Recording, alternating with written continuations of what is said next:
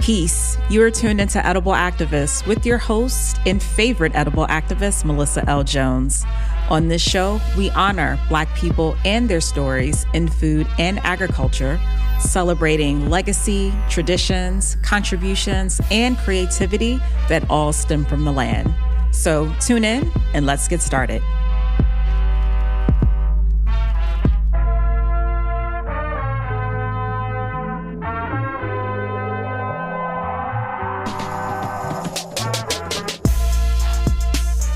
Peace. This is your host and favorite edible activist, Melissa L. Jones. Today, we have a powerhouse guest, Kizzy Anderson, the visionary behind Anderson James Farm.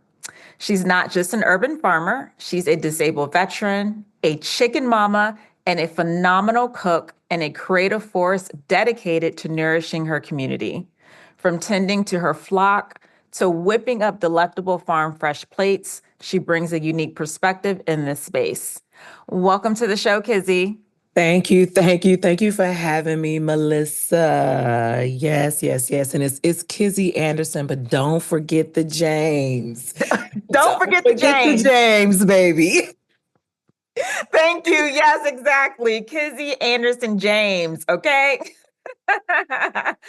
I love that. Kizzy, thank you so much for being on the show. Every time we are in each other's space, you bring so much energy and so much joy. And I have been in awe of what you've been doing out on your farm, everything that you've built literally in your community. And it has been truly inspiring. So I'm excited that you get to share your voice with the broader world. And we get to learn more about your origin story and how you landed in the green space to do what you do and cultivate the land. So thank you. And I'm ready to hear more and get started. Thank you for seeing me and thank you for having me, definitely, because, oftentimes I'm doing the work, not really knowing if it's being seen, especially when you're working in the same area of expertise.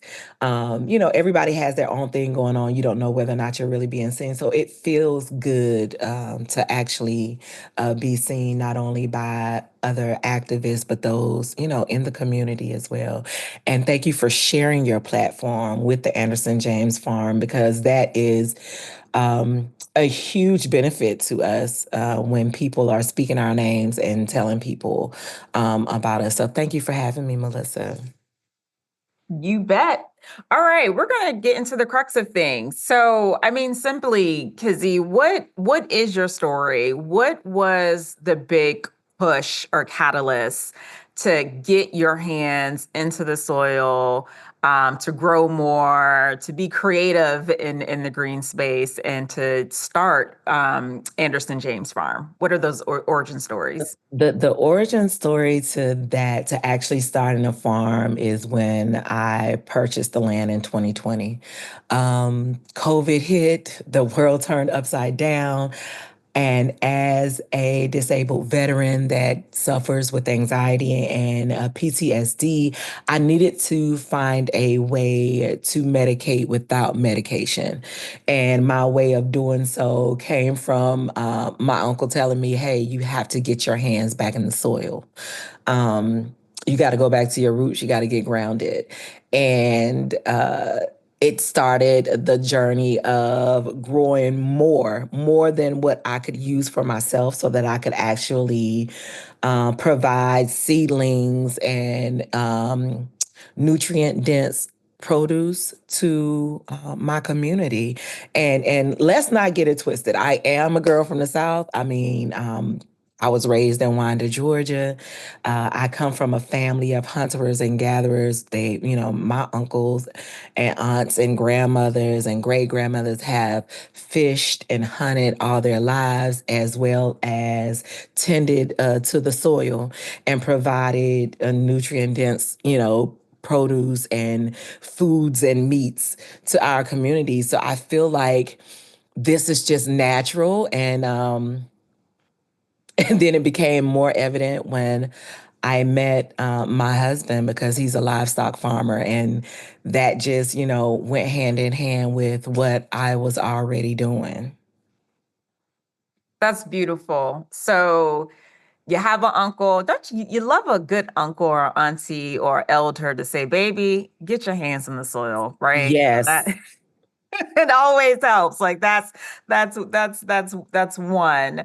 And then again, and just being sensitive, to your disability, and PTSD, like that being a push to, say, hey, like I need serenity.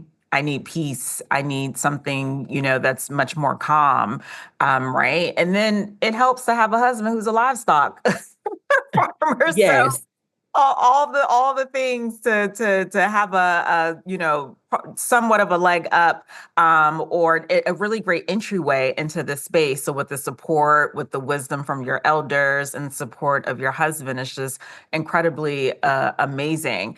And going back to, when you purchase your space, you built something that is not necessarily like a thing that's new, right? Because you said you're a Southern girl. So, like, you grew up like seeing this, but being closer to the city where you are now, you don't see a ton of what you're building, right? In like your neighborhood or other neighborhoods. People are doing it. Let's put that out there. People are building what you're building and what you have built with the farm.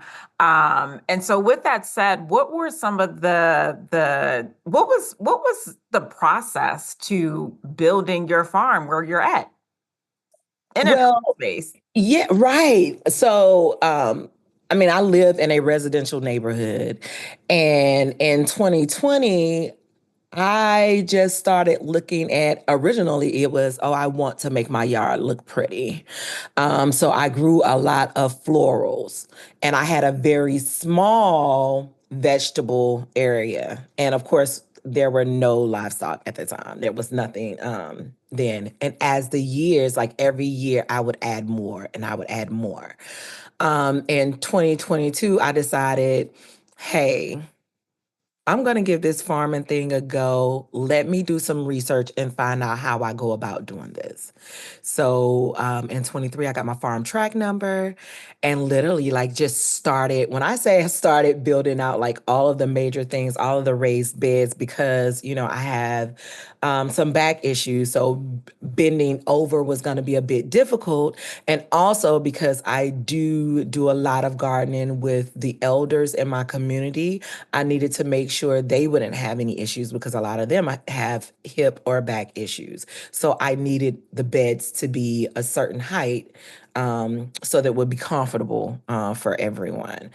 And so I've literally like we've just been building a farm out and building it out like in the front so everyone can see what's going on. And it is just amazing to see so many of my neighbors starting to do the same thing, or them stopping by asking me to come and look at what they've built, because they've been watching what we're doing. Thanks for the motivation. Like, I have so much footage of people stopping by, to compliment me on what we're doing, or to give, testimonials to how it changed the way that they look at things and how they're looking at their space now. Because, I mean, do you want grass or food? That's the way I see it. And we're growing food over here. I don't want to spend my money in investing it into making the grass look greener. Kizzy, that is a t-shirt, which I always love to name. Do you want grass or do you want food? Right. I love that. I absolutely love that. And which is to me, in a point that you just made around what you're building and your neighbors flocking over in admiration and really pushing out that inspiration is really embodies edible activism to me, because it is about doing the work but then also inspiring others. and that they can also do the same thing. I also laughed too because when you had mentioned, I chuckled to myself when you had mentioned when you first started it, it was I want to make my space pretty, and knowing because I know who you are, like that creative side of Kizzy, who loves colors, who loves florals. I just chuckled to myself when I heard that, and now like you've really built this bountiful space where you literally a grocery store on site, and I love that. Yes, and it's so beautiful. Like I never tire of the space that I've built. And that's why like I take a lot of I spend a lot of time on the farm, a lot of time on the farm. And during the summer, the warmer months, like literally, if I could sleep out there, I probably would because I spend a lot of time out there at nighttime. And so, having the lights and like just the whole feel and the vibe is definitely me, and I love it out there. That's so dope. That's phenomenal.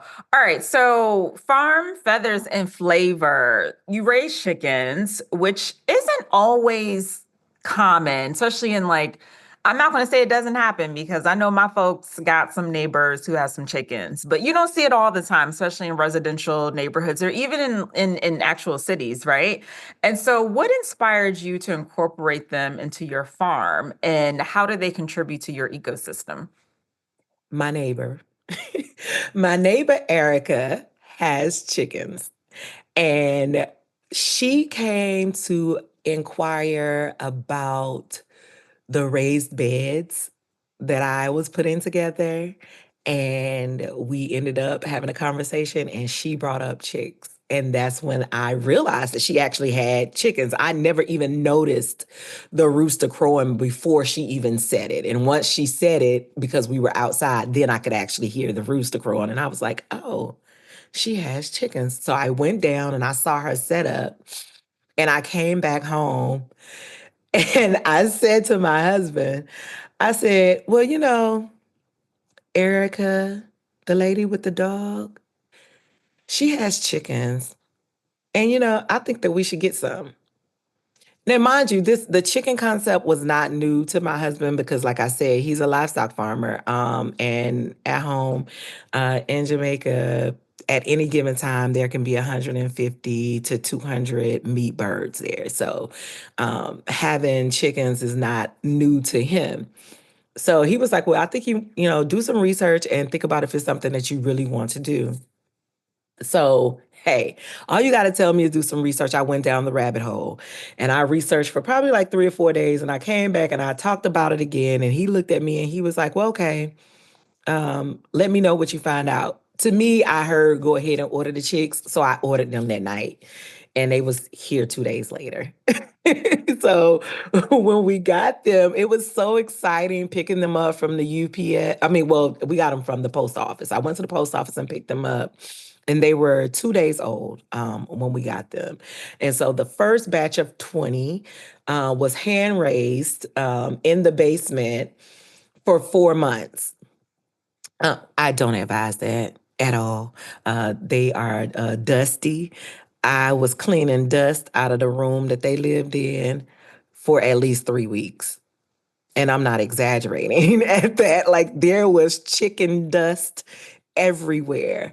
Um, so the new batch that we have, I'm actually going to keep inside for a month, and then we are building out a brooder box. So they're going out in the big coop with the big girls, but they'll be in a brooder box and separated from them. So I mean, I love being a chicken mama. These new babies are super spoiled. I spend a lot of time with them. They call for me if I leave them. And it's just interesting. It's interesting watching them. They all have their own little personalities. Um, I love it. I love it. Well, funny story, y'all. So Kizzy and I were chatting or via text the other day, and it was an audio, a voice message, and all you heard in the background were her chickens.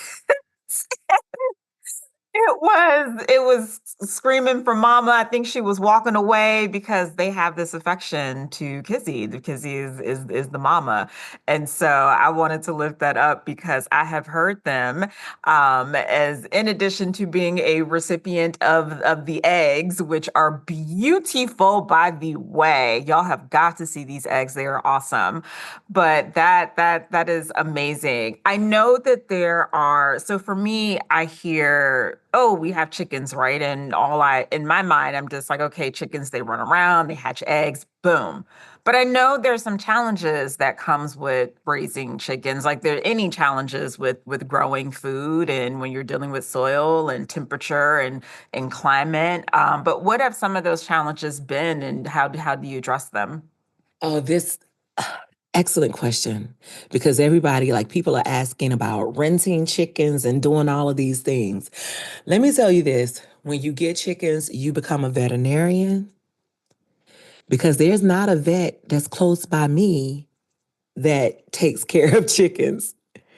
And then if you have a lot of chickens, like if something's going on, like you have to figure out what's going on with your chicken. Perfect example. I had two that were born sick. Raspberry, and the reason why her name was Raspberry is because she had a little red on her, and we didn't know that that was because there was an issue or a deformity when she was born.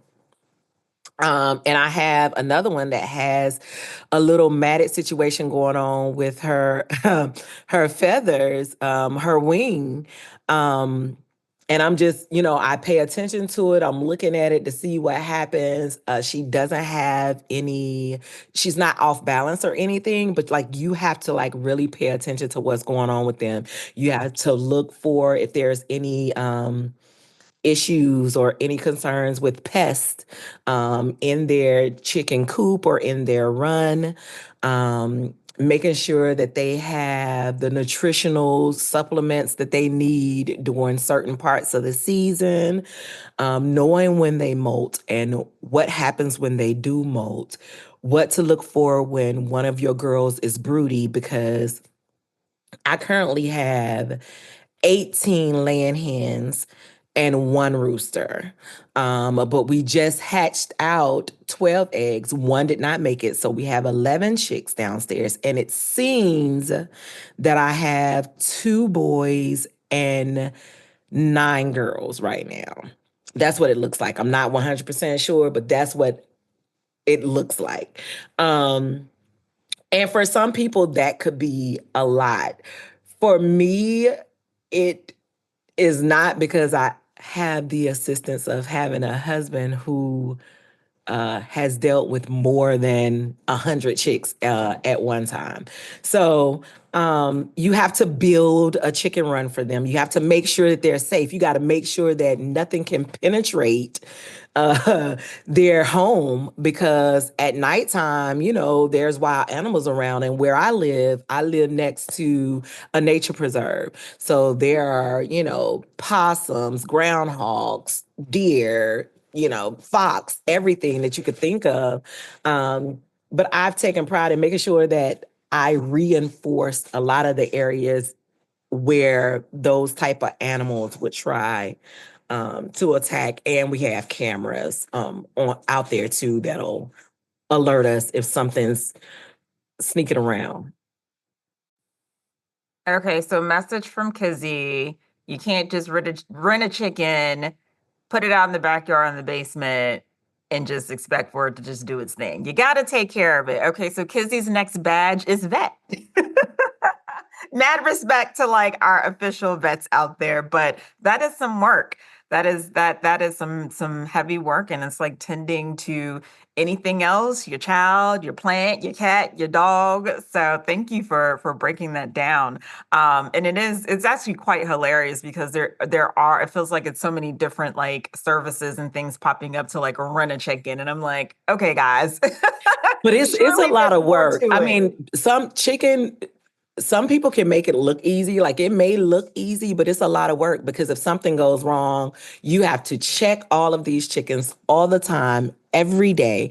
And I remember when, the bird flu was really bad, like me just sitting out there listening for a cough or listening for anything, because I knew that my chickens were good, but the birds, the natural birds that's in the area, if they were getting to their chicken run or fly around or drop poop, like just me being concerned out of that area. So it takes a lot. Like everybody thinks, oh, I'm going to get 4 chickens so that I can leave the chicken raising, the chicken husbandry to those who are subject matter experts, because it could become a lot. It could become a lot.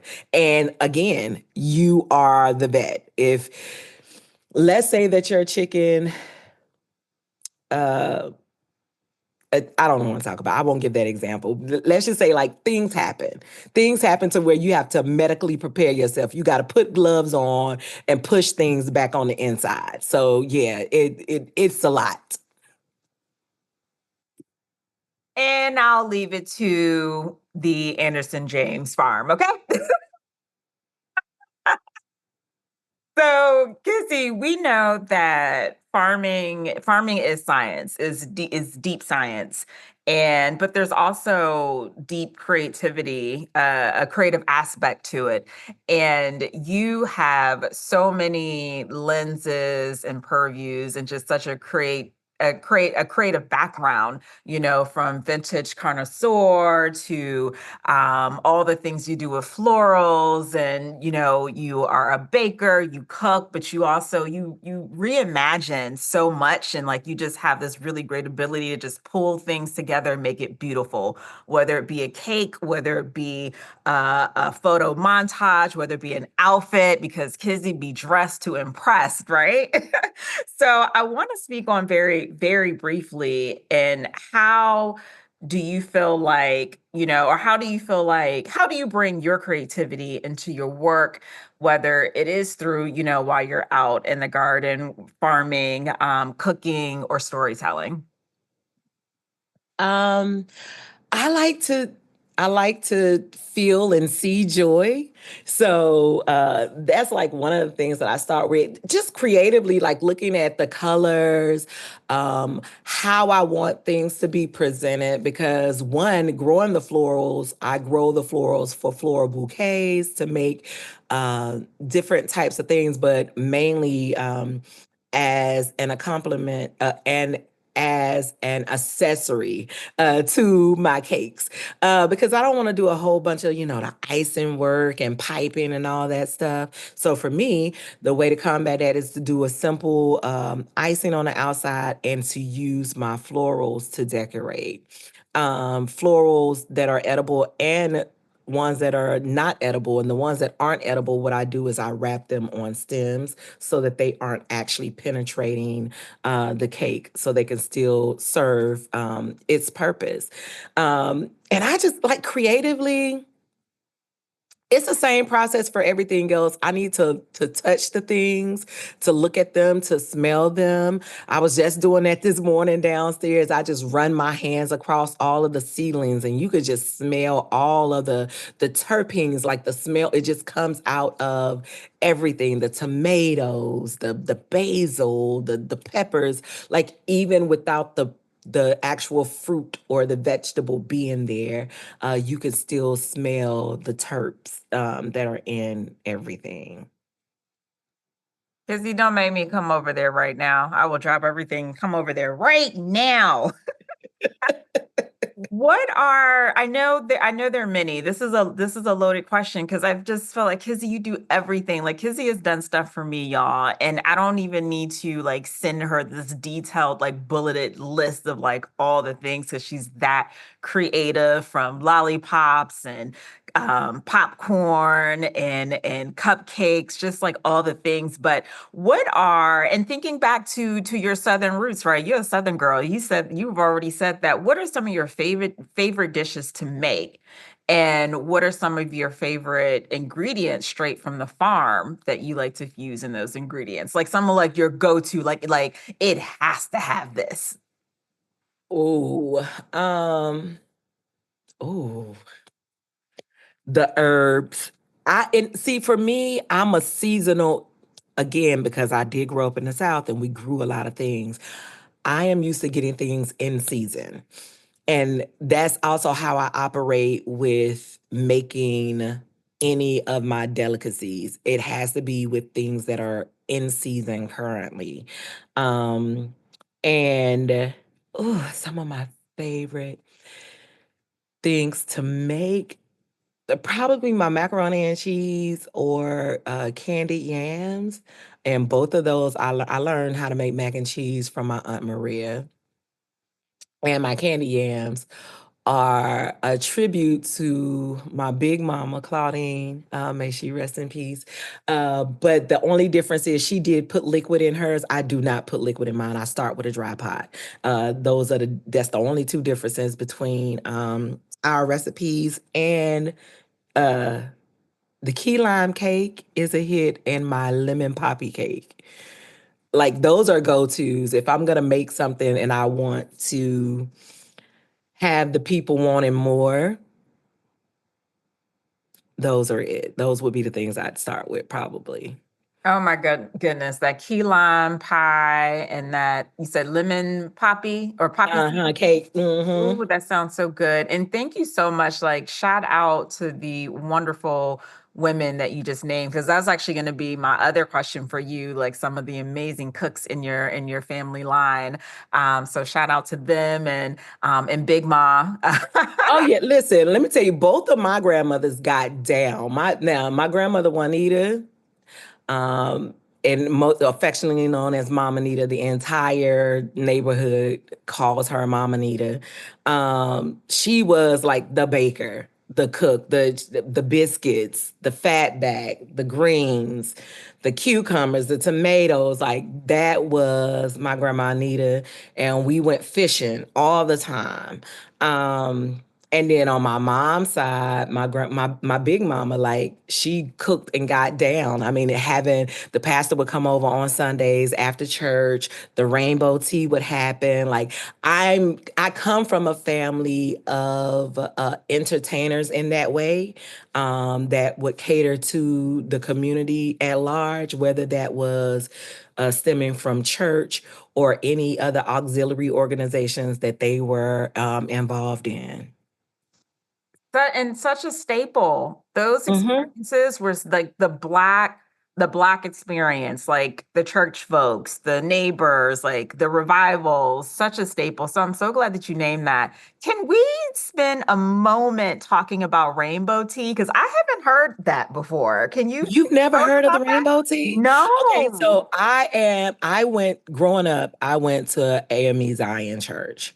And the rainbow tea happened yearly where like the deaconesses all had their own color, and they had this whole tea, and they would set up the tables, and the tables would be color coordinated. So if you had pink, your all of your decorations would be pink, and the people that sat at your table wore pink, and you had all of your specialty things that people came to you for to cook, the different items. Like it was a time. And now thinking about it, I may need to do a rainbow tea here at the farm just because. I was gonna ask, can we get a rainbow, a farm I feel version of like the it needs to rainbow tea? happen now. I really do feel like a rainbow tea needs to happen here at the farm now. I'm writing it down so that I can put it on the vision board. I love that, Kizzy. Oh my goodness. I felt like you walked me through a piece of your Georgia life Yeah, when you my shared. childhood. It was a Mm. beautiful thing for sure. Like in a lot of those things, you don't even really think about the things that you naturally inherit when you're younger until I guess when you get this age. Because I'm looking back on it and I'm like, how do I even know how to do this? And I'm like, oh, well, I guess it's just in my genetics. Like, because some things I'm like, I didn't do it. I saw it happening, but I didn't do it when I was younger. And just the fact how easily it just comes to me. Like even to with when I'm seed starting or I'm propagating and I'm doing things and it's successful. And I'm like, but wait, people said that most people don't get this to happen this way, that you have to do it that way. And I just go off of what feels good to me, or I'll be like, hey, some guide me, ancestors, let me know which way I'm supposed to do this thing, and it turns out great. So That's awesome. I love that. So what is popping in Kizzy's at the farm right now? What's popping right now? currently, we have the tulips are amazing. The red impressions and the pink impressions have kind of like sizzled out, but we have some Queen of the Nights that's doing amazing right now, and that looks really good. Our hydrangeas got hit with the cold snap that we had the other day, so um, a lot of those blooms look a little, down and out. But I am going to nurture them, and we're going to see if we can bring them back to health. Right now, we have lots of salad greens that are available, and collard greens, Swiss chard, kale, um, and Brussels sprouts. I can't wait to get my hands on everything. And Yeah, that's what we have that's available to be harvested. And then we have tons and tons of seedlings, from tomatoes, like all of the vegetable starts that you could think of, basil, the herbs. And then we have a lot of florals that I've started to, and I'm super excited about the dahlias this year. I've been in here propagating like crazy. I know I have at least 200 cuts of dahlias. So between Anderson James Farm and East Urban Capital Farm, there will be plenty of dahlias for this year's bouquets. that is so exciting. So I saw you did a video, I think maybe this morning or a couple, you're always doing amazing videos. And I saw the tulips. They are Yes. gorgeous. Thank you. Thank you. Thank you. I'm excited, girl. I'm so excited. I'm I so just excited I about the can't wait. thing. We were having a conversation earlier, and I told you, I already told my mom, I said, be ready. We going to the farm stand. Yes, Anderson I James want you Farm. We guys will to be come. there. Please come. Please, please, please. It is a time we try to always, make it a family friendly event. Have a good time. You could come and shop and go, or come and shop and stay. There'll be food that'll be available. Yes, it's always a great time. It is always a great time. I love this so much because, and I can't because I've said love so many times, but I really do because this is, when I talk with my grandmother Kizzy, who I still have the amazing pleasure of still having both my grandmothers still living in Mississippi, and they talk about this type of community that was in existence when they were growing up.